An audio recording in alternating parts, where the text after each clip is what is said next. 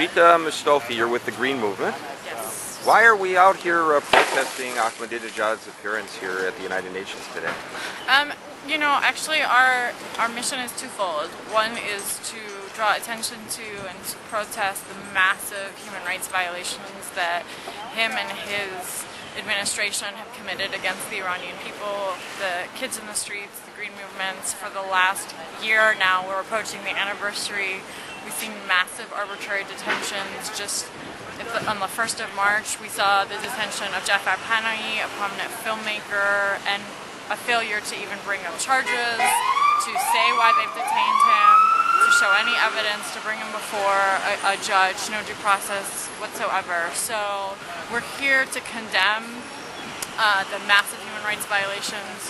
We're here to call on the international community to quit fixating on the nuclear issue, to really take a look at what's happening in that country, to acknowledge that the human rights issue is the issue.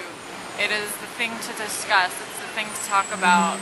They're gathering yet again to dialogue over the nuclear issue, and we've seen not one serious counsel or push for a human rights envoy to Iran on what's happened for the last year. That's completely egregious. It's a violation of their legal and ethical accountability and responsibility.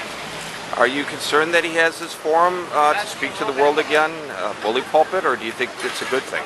Honestly, our perspective as a group is that we oppose any policies, any dialogue that doesn't further the human rights interests of the country within. And so I think part of the problem is that the dialogue, not just from Ahmadinejad, but also from the member states, has been one of military aggression, one of crippling economic sanctions. All of this leaves the population, ordinary Iranian citizens, the people who are going to bear the biggest brunt and burden, their voice is voiceless.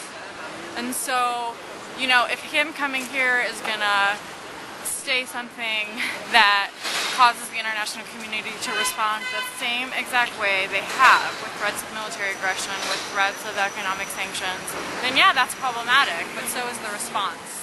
Are you concerned then that actually, with all this saber rattling that we've been hearing, not just recently, but it even predates this current administration, will lead to perhaps some kind of military action ultimately? I mean, our concern as a group is not solely with military response. It's also looking at what the effect of economic sanctions and policy have, because that's the biggest issue that the Security Council has focused on at the moment, or policy response.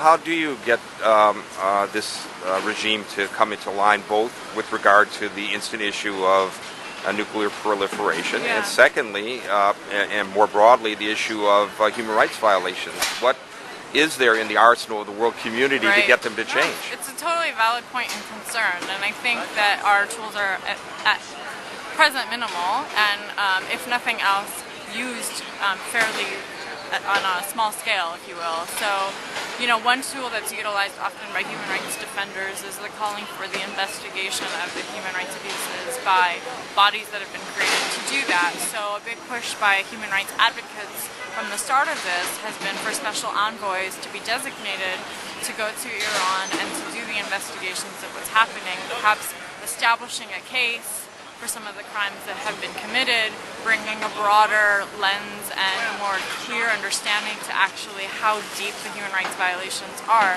That's sort of a minimal request. It's really a minimal call if you look at it that way. And they're not even meeting that. And they're not even meeting